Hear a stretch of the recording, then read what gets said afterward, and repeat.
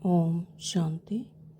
आज है 25 अप्रैल 2025 की साकार मुरली। तो बाबा ने इसमें कहा कि बाप की श्रीमत तुम्हें सदा सुखी बनाने वाली है, इसलिए देहधारियों की मत छोड़ एक बाप की श्रीमत पर चलो। जिन बच्चों की बुद्धि का भटकना अभी तक बंद नहीं हुआ है, जिन्हें ऊंचते ऊंच बाप की मत में, ईश्वरीय मत में भरोसा नहीं है, उनका भटकना अभी बंद नहीं हुआ।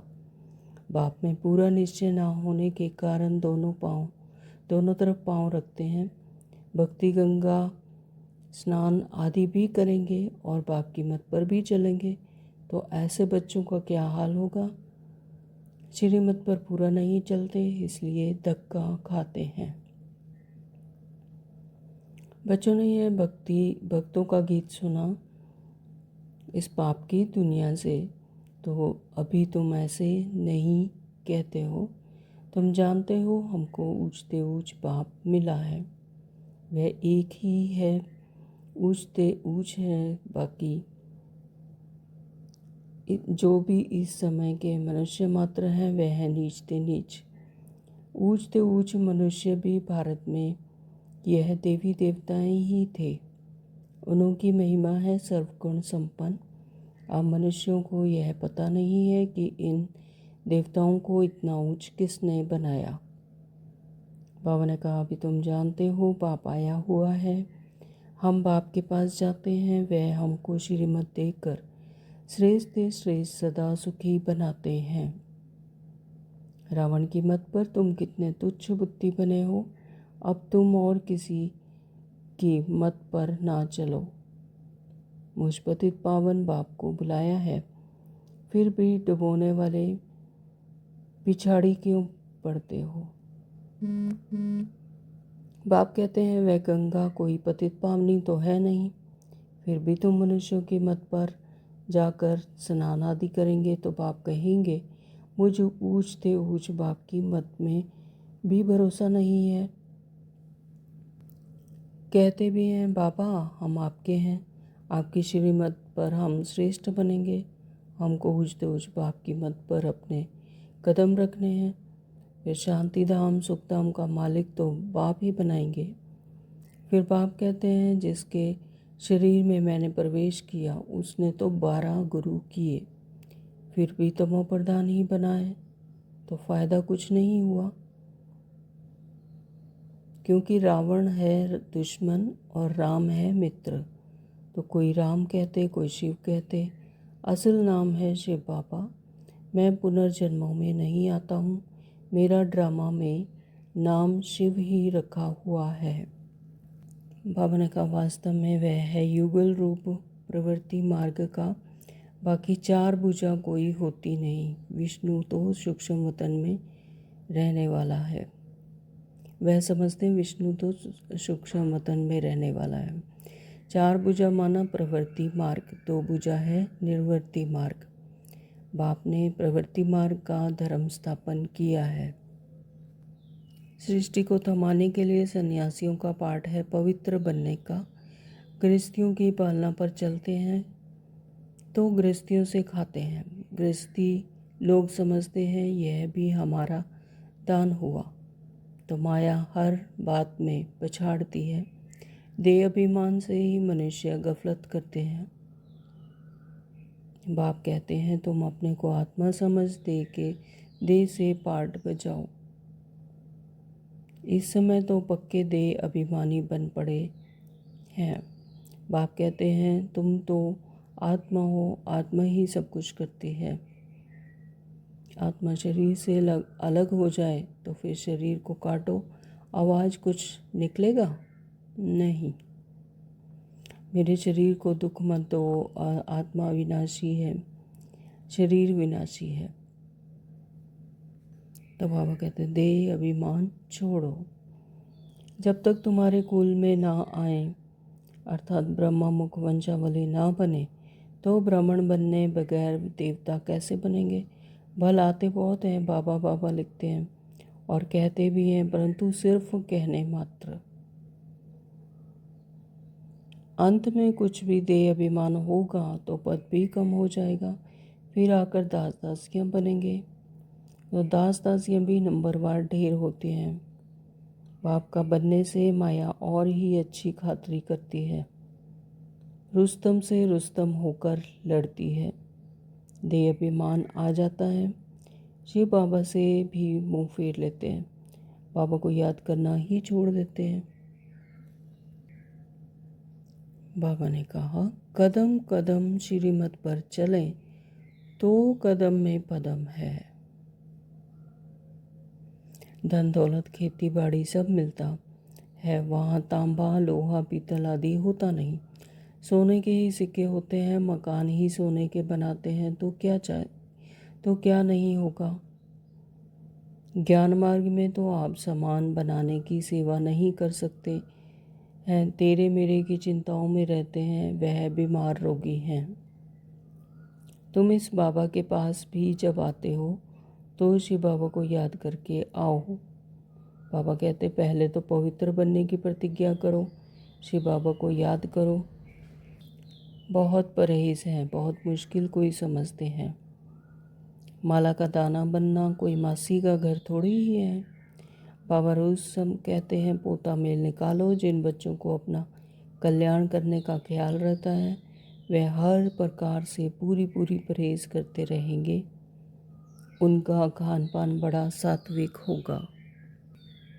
जब तक कर्मातीत अवस्था नहीं हुई है तो माया उल्टा सुल्टा काम कराती रहेगी, उसमें टाइम पड़ा है, फिर मालूम पड़ेगा अब तो विनाश सामने है।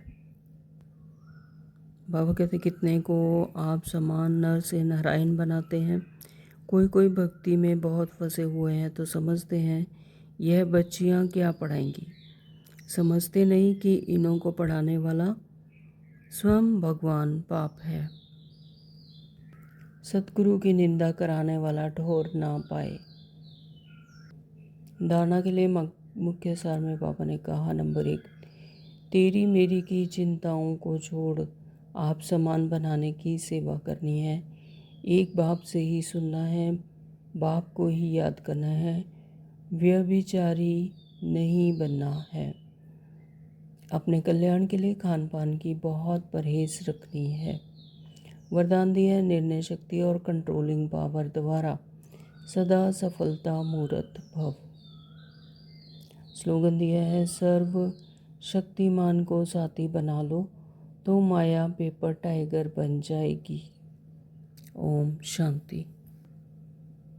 तो शुरू करते हैं आज की साकार मुरली विस्तार से। बाबा कहते मीठे बच्चे, हाँ जी बाबा, बाप की श्रीमत तुम्हें सदा सुखी बनाने वाली है। तो परमात्मा पिता इस संगम युग पर हमें श्रीमत देकर सुखी बनाने के लिए ही आए हैं। तो बाप की श्रीमत हमें सदा सुखी बनाने वाली है। हमें अपने आत्मिक स्वरूप में टिकाते हैं, अपने आत्मिक स्वरूप का परिचय देते हैं, स्वयं का परिचय देते हैं और युक्तियाँ बताते हैं कि किस तरह से आत्मा पवित्र होकर और दैवीय गुणों को धारण करके फिर से सतयुग की दुनिया में, सुख की दुनिया में जाती है। अभी 63 जन्मों से हम आत्माओं ने देहधारियों की मत पर ही चले और परमात्मा पिता को पुकारते रहे कि हे सुख करता दुख हरता आओ, है ना, क्योंकि हमें बचाओ और हमारे दुखों को हरो। तो हम बच्चों की पुकार सुनकर ही परमपिता परमात्मा अब आए हैं हमें श्रीमत देकर फिर से वापस अपने घर ले जाने के लिए। अपना परिचय दिया कि बच्चों तुम मेरी संतान हो, मेरी तरह ही सर्वशक्तिवान हो, है ना। आत्मा में सुख शांति आनंद पवित्रता शक्तियाँ हैं ही। तो उन्हें जागृत कर, आत्मिक स्मृति को जागृत कर वो सभी गुण शक्तियाँ फिर से इमर्ज हो जाती हैं। तो इसलिए बाबा कहते हैं कि अब देहधारियों की मत को छोड़ो। देहधारियों की मत है इस स्थूल दुनिया की मत। जैसे कि कहते हैं कि गंगा में स्नान करो या किसी ऐसे तीर्थ स्थान पर जाओ है ना। तो वो सब क्या है, देहधारियों के मत, जिससे कि कुछ भी प्राप्त होने वाला नहीं। बाबा कहते कि यहाँ तो आत्मा को जो कि पतित बन चुकी है, जब तक वो पावन नहीं बनती तब तक वो सुख की दुनिया में जा नहीं सकती। लेकिन परमात्मा पिता हमें श्रीमत देकर श्रेष्ठ से श्रेष्ठ बनाते हैं, दैवीय गुण भरते हैं और सदा सुखी बनाते हैं। तो देहधारियों की मत पर तो चलकर आत्मा इन्हीं कर्म कांडों में धक्के खाती रहती है, जिससे कि कोई भी प्राप्ति नहीं है। तो बाबा कहते हैं कि इसलिए देहधारियों के मत को छोड़कर एक बाप की श्रीमत पर चलो। प्रश्न किया है कि इन बच्चों की बुद्धि का भटकना अभी तक बंद नहीं हुआ है। उत्तर दिया है, जिन्हें ऊंचते ऊंच बाप की मत में व ईश्वरीय मत में भरोसा नहीं है। तो सबसे पहले तो है निश्चय। जब तक कि स्थूल दुनिया में भी अगर किसी चीज़ में निश्चय नहीं है तो उसे फिर भटकना ही कहेंगे। तो इसीलिए बाबा कहते कि ऊंचते ऊंच बाप की मत में जब और ईश्वरीय मत पर भरोसा नहीं है तो फिर उनका भटकना अभी तक बंद नहीं हुआ। बाप में पूरा निश्चय ना होने के कारण दोनों तरफ पाँव रखते हैं, भक्ति भी करते हैं और बाप की मत पर भी चलेंगे। तो बाबा कहते हैं स्नान आदि करेंगे और बाप की मत पर भी चलेंगे। तो ऐसे बच्चों का क्या हाल होगा, यानी कि पूरा निश्चय नहीं है तो श्रीमत पर पूरा नहीं चलते, इसलिए धक्का खाते हैं, अपना टाइम वेस्ट करते रहते हैं।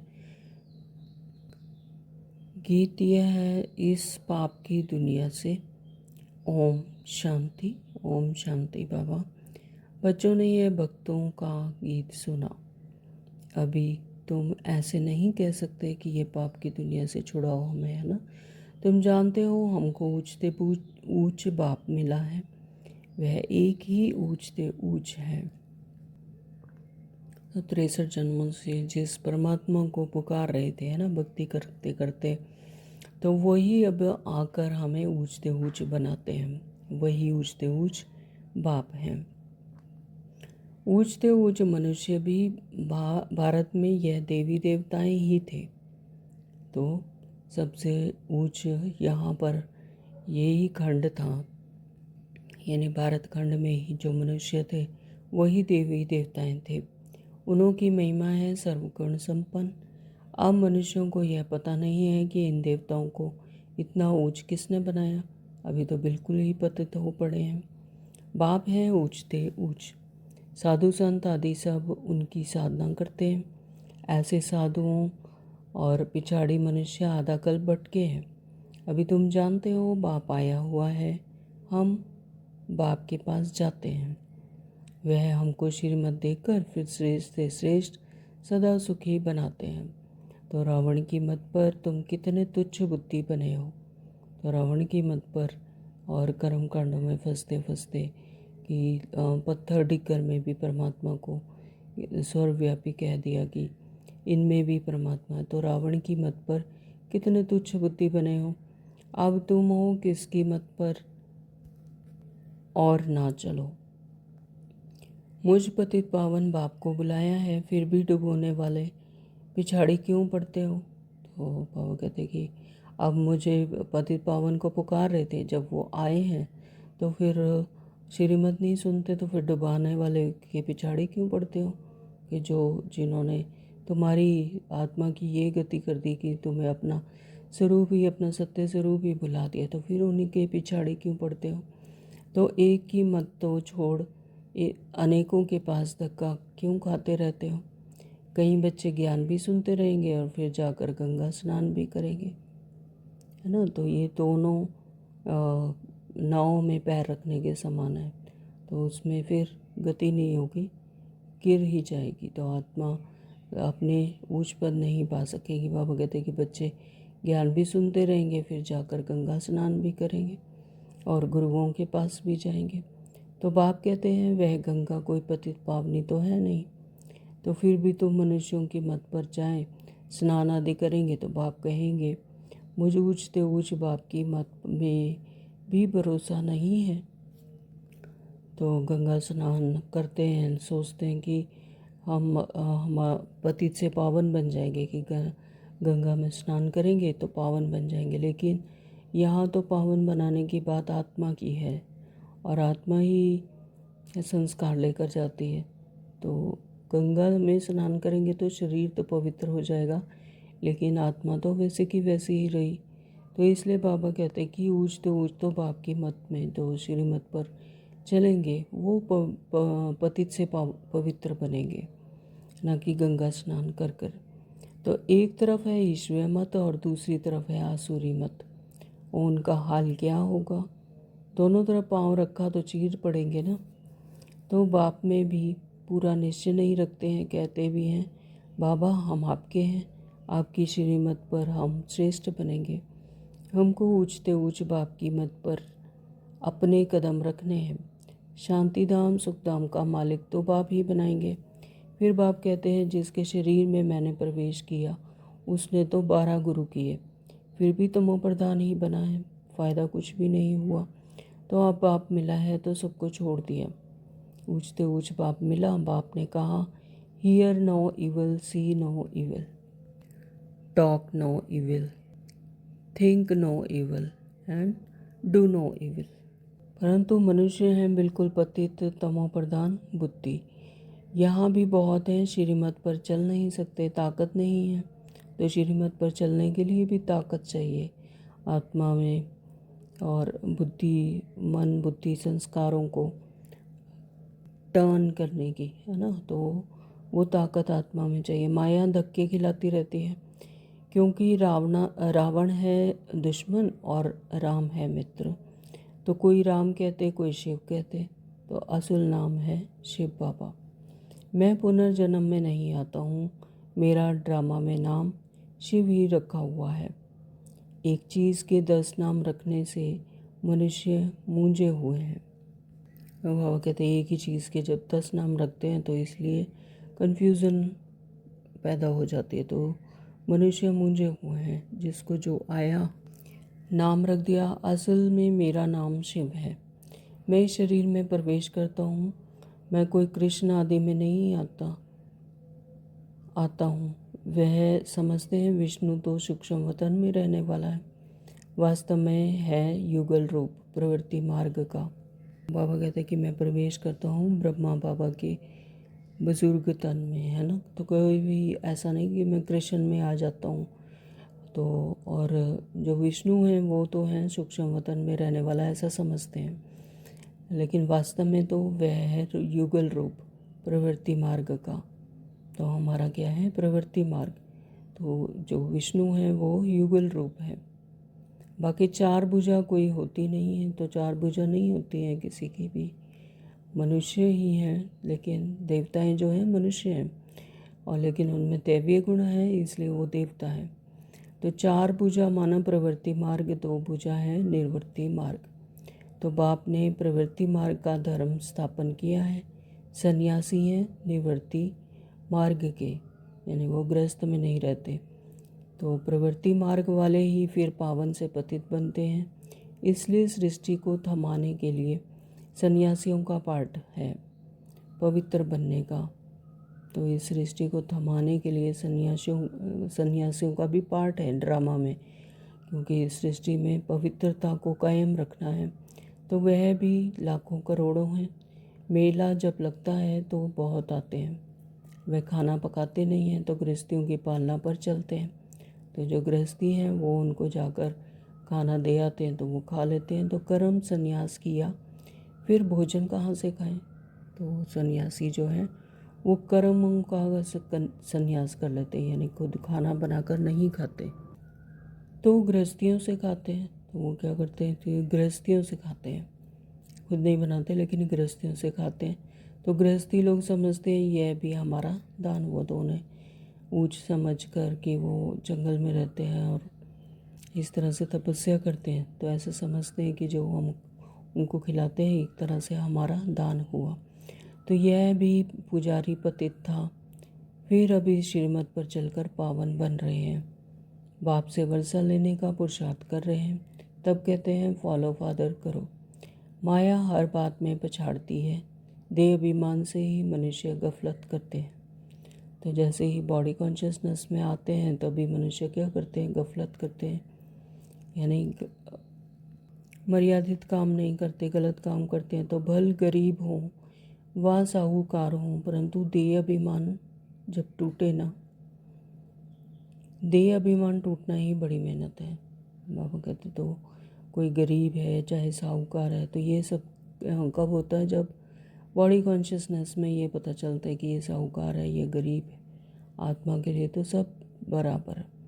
आत्मा तो है ही एक तरह की सभी की, उसमें ना कोई गरीब है ना साहूकार है, सबका सत्य स्वरूप एक ही है। देह अभिमान टूटना ही बड़ी मेहनत है। बाप कहते हैं तुम अपने को आत्मा समझ देह से पाठ बजाओ। तुम देह अभिमान में क्यों आते हो? ड्रामा अनुसार देह अभिमान में ही आना ही है। इस समय तो पक्के देह अभिमानी बन पड़े हैं। बाप कहते हैं तुम तो आत्मा हो, आत्मा ही सब कुछ करती है। आत्मा शरीर से अलग हो जाए फिर शरीर को काटो, आवाज़ कुछ निकलेगा नहीं। आत्मा ही कहती है मेरे शरीर को दुख मत दो। तो आत्मा ही शरीर दे के और दे के जो कर्म हैं उनको लाइट शाइन करती है ना। तो आत्मा जब शरीर में नहीं रहती है तो फिर शरीर तो हड्डी मांस का एक ढांचा ही है। तो बाबा कहते हैं अगर आत्मा ही कहती है कि मेरे शरीर को दुख मत दो, अगर शरीर में कोई दुख हो तकलीफ़ है तो वो आत्मा ही कहती है कि मुझे दुख तकलीफ़ है मेरे शरीर को। तो लेकिन अगर आत्मा और शरीर दोनों को डिटैच कर दिया जाए, आत्मा अलग और शरीर अलग, तो फिर शरीर को काटो कुछ भी करो तो फिर कुछ नहीं, मतलब उसे कोई एहसास ही नहीं होगा। तो आत्मा अविनाशी है और शरीर विनाशी है। अपने को आत्मा समझ मुझ बाप को याद करो तो देह अभिमान छोड़ो। तो बाबा बार बार यही कहते हैं कि खुद स्वयं को आत्मा समझो, मुझ बाप को याद करो। तुम बच्चे जितना देही अभिमानी बनेंगे उतना तंदुरुस्त और निरोगी बनते जाएंगे। देही अभिमानी यानी आत्मिक स्वरूप में जितना रहेंगे उतना तंदुरुस्त और निरोगी बनते जाएंगे। देखो जैसे कि अगर हम शरीर को यूज़ कर रहे हैं तो यानी आत्मा उसमें है, तब शरीर को यूज़ कर रहे हैं, है ना। लेकिन आत्मा उसमें जब डिटैच हो रहे हैं, उसमें स्वयं को आत्मा समझ रहे हैं, तो शरीर उतना टाइम जैसे यूज़ नहीं हुआ तो उससे निकल गए, तो जैसे शरीर यूज़ नहीं हुआ तो वो फिर तंदुरुस्त रहेगा, निरोगी रहेगा। तो इसीलिए कहते हैं कि इस योग बल से ही तुम 21 जन्म के निरोगी बनेंगे। तो जितना जितना देही अभिमानी यानी आत्मिक स्मृति में रहेंगे उतना उतना 21 जन्म के लिए निरोगी बनेंगे। तो जितना बनेंगे उतना पद भी ऊंच मिलेगा, सजाओं से बचेंगे, नहीं तो सजाएं बहुत खानी पड़ेंगी। तो कितना देही अभिमानी बनना है, कईयों की तो तकदीर में यह ज्ञान है ही नहीं। जब तक तुम्हारे कुल में ना आए अर्थात ब्रह्मा मुख वंशावली ना बने तो ब्राह्मण बनने बगैर तो देवता कैसे बनेंगे। तो कहीं हैं जो ज्ञान सुनते हैं अच्छा लगता है, लेकिन अच्छा लगता है वहाँ तक ही है, लेकिन ना तो श्रीमत पर चलते हैं ना ही सच्चे ब्राह्मण बनते हैं। तो सच्चे ब्राह्मण कैसे बनेंगे? ब्रह्मा मुख वंशावली में धारणाएँ धारण करेंगे और मर्यादाओं में चलेंगे। तो बाबा कहते ब्राह्मण बने बगैर देवता कैसे बनेंगे? भला आते बहुत हैं, बाबा बाबा लिखते हैं और कहते भी हैं, परंतु सिर्फ कहने मात्र। एक दो चिट्ठी लिखी फिर गो, तो वह भी सतयुग में आएंगे परंतु प्रजा में, तो यानी देवीय संप्रदाय में नहीं आएंगे, प्रजा में आएंगे। तो प्रजा तो बहुत बनती है ना, तो आगे चल जब बहुत दुख होगा तो बहुत भागेंगे। अब क्योंकि यह सृष्टि को ही पूरा क्या बनना है, फिर से ट्रांसफॉर्मेशन होनी है, तो यह सृष्टि में जब बाबा कहते हैं लास्ट में दुख ही दुख होगा तो फिर सब भागेंगे। आवाज़ होगा भगवान आया है ना, तो दुख में भगवान को याद करते हैं, तब फिर उनका निश्चय बैठेगा, तब कहेंगे कि हाँ भगवान आया हुआ है। तुम्हारे भी बहुत सेंटर्स खुल जाएंगे। तुम बच्चों की कमी है, देही अभिमानी बनते ही नहीं हो।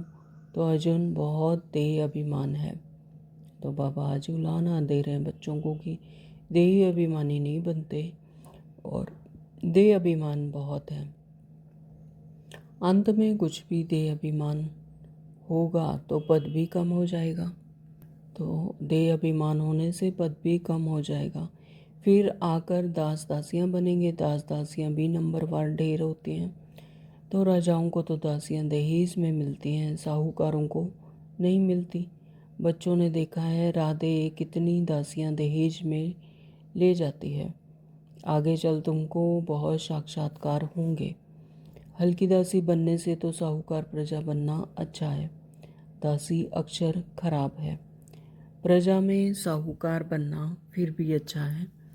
बाप का बनने से माया और ही अच्छी खातिरी करती है ना। तो जैसे जैसे बाबा का बनते हैं तो माया भी अपनी तरफ से पूरा जोर लगाती है अपनी तरफ खींचने का। तो बाबा कहते हैं कि फिर बाप का बनने से माया और ही अच्छी खातिरी करती है, रुस्तम से रुस्तम होकर लड़ती है। तो जितना जितना बाप की मत पे चलते हैं तो फिर उनसे और ही रुस्तम होकर लड़ती है। तो देह अभिमान आ जाता है। तो शिव बाबा से भी मुंह फेर लेते हैं। फिर माया मुंह फेर देती है, यानी देह अभिमान में आ जाते हैं। फिर माया शिव बाबा से ही मुंह फेर लेते हैं। तो बाबा को याद करना ही छोड़ देते हैं। अरे खाने की फुर्सत है, और ऐसा बाबा जो विश्व का मालिक बनाते हैं उनको याद करने की फुर्सत नहीं है।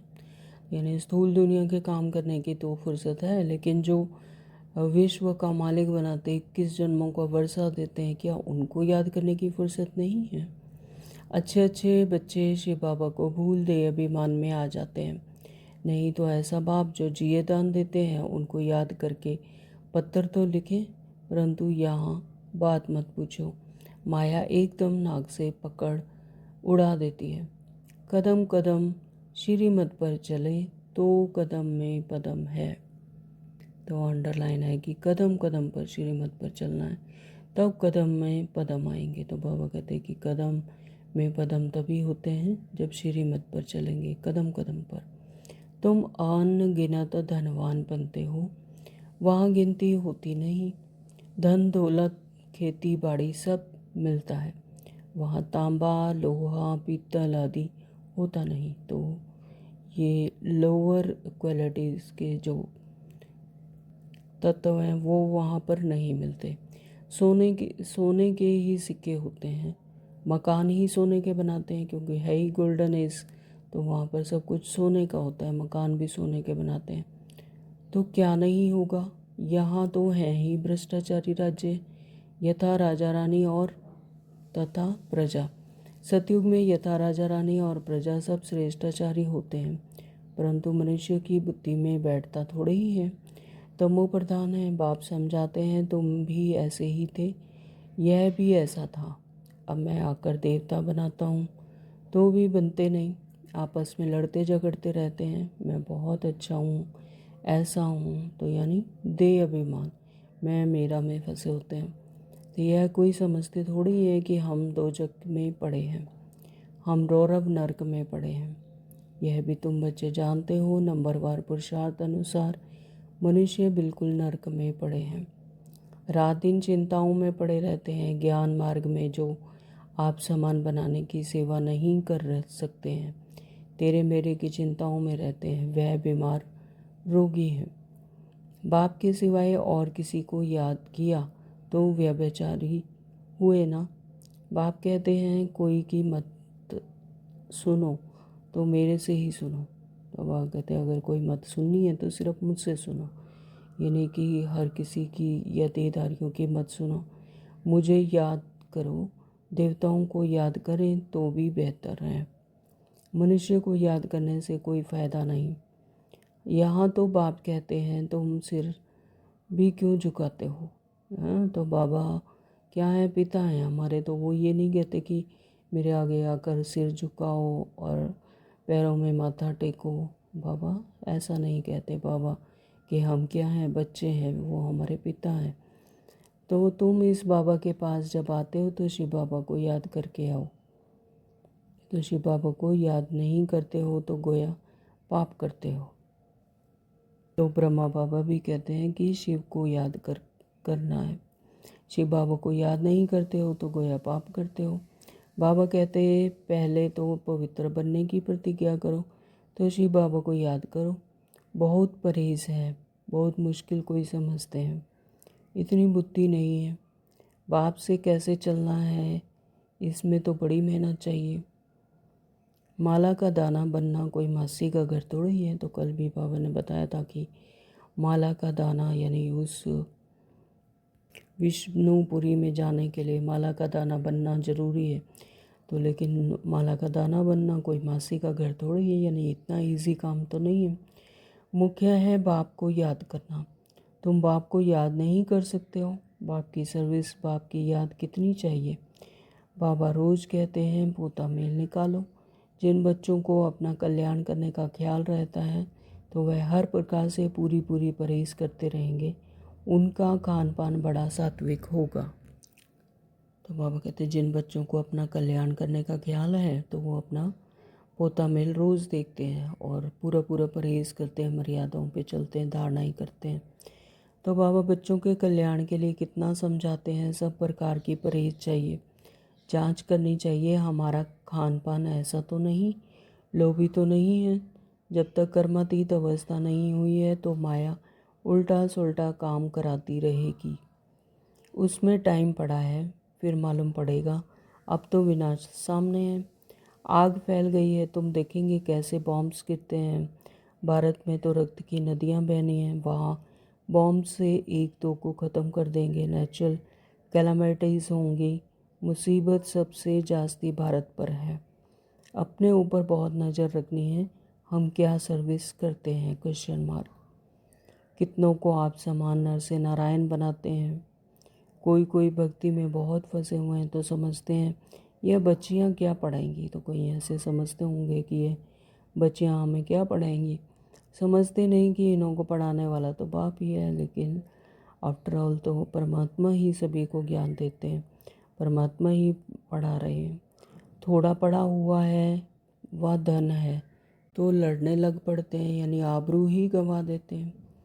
तो सतगुरु की निंदा करने वाले ठोर ना पाए। जो सतगुरु की निंदा कराने वाले हैं, तो जिनकी वजह से सतगुरु पर उंगली उठाने वालों को मौका मिले तो फिर उनको वो ठोर नहीं मिलता, फिर पाई पैसे का भी पद जा कर पाएंगे।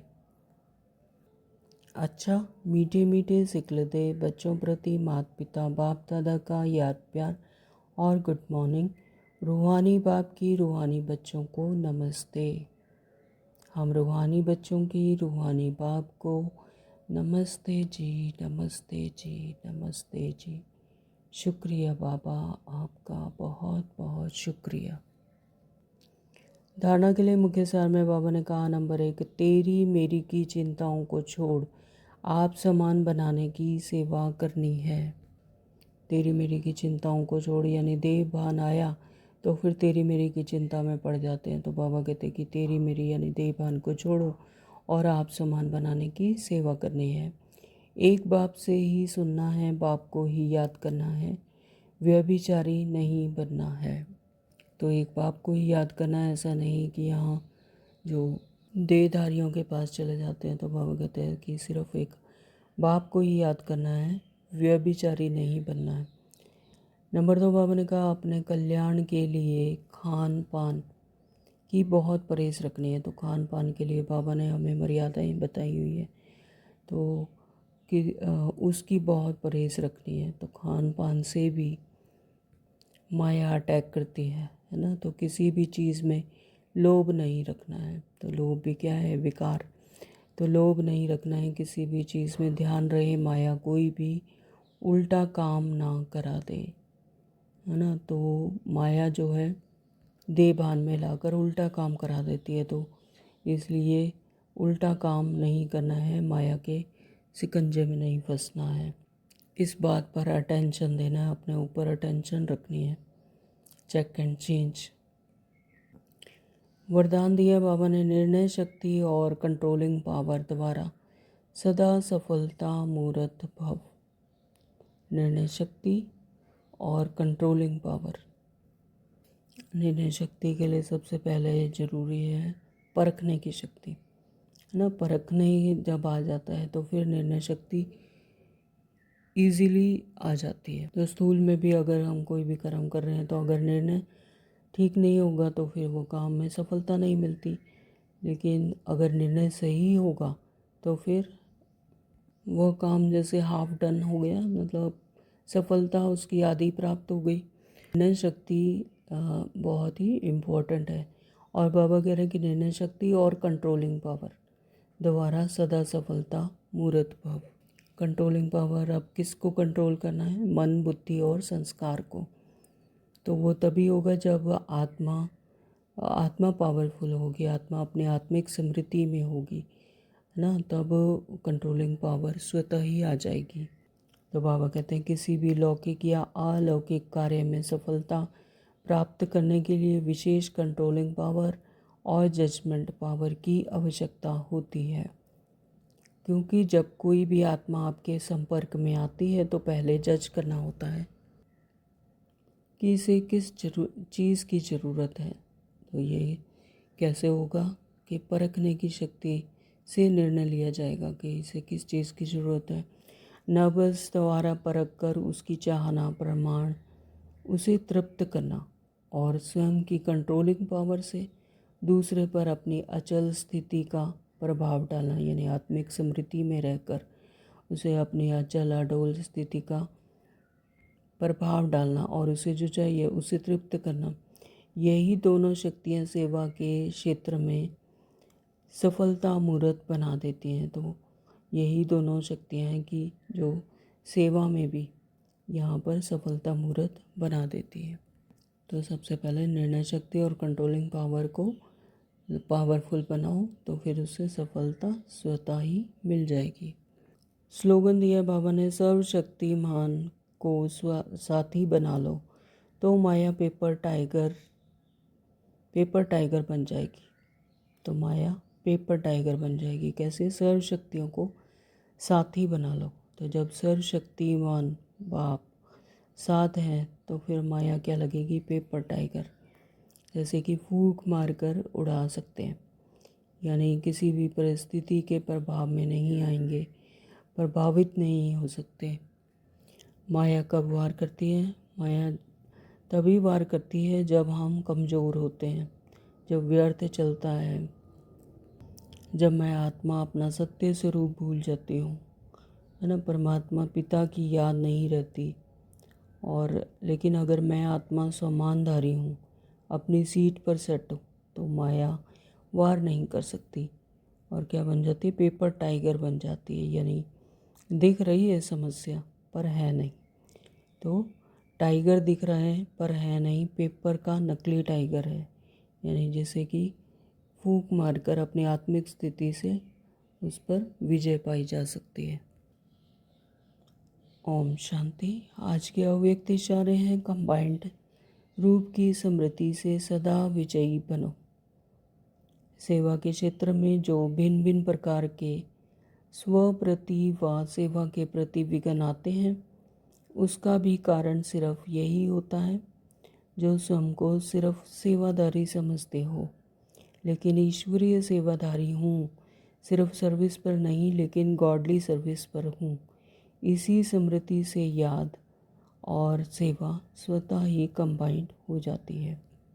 तो चाहे कोई भी सेवा, चाहे स्थूल सेवा है, चाहे स्व के प्रति है या गॉडली सर्विस है, तो सभी में सिर्फ स्वयं को अगर सेवादारी समझ लेते हैं, तो कल भी बाबा ने यही बताया था कि स्वयं को सिर्फ सेवादारी समझते हैं लेकिन ईश्वरीय सेवादारी हूँ, सिर्फ सर्विस पर नहीं लेकिन गॉडली सर्विस पर हूँ।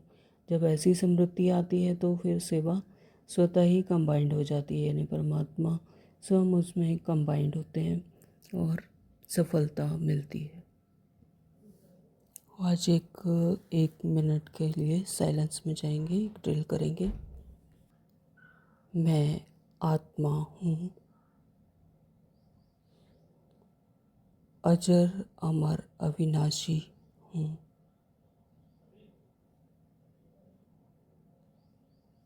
मुझ आत्मा का विनाश हो नहीं सकता।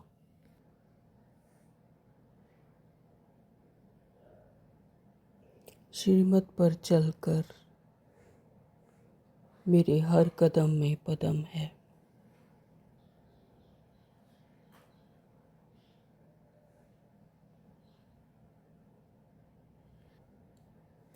जो मेरा है वो खो नहीं सकता।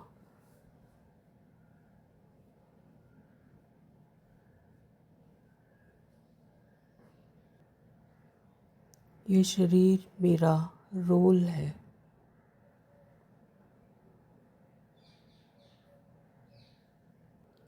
लेकिन मैं एक्टर नए श्रेष्ठ रोल के लिए दैवीय गुण धारण कर एक बाप की श्रीमत पर चलकर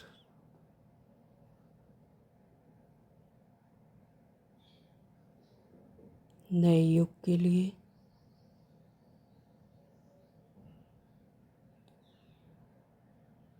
तैयार हो रही हूँ।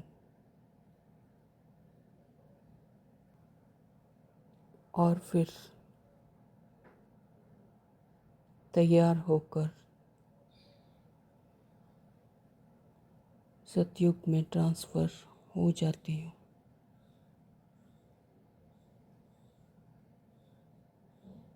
ओम शांति। थैंक यू पापा।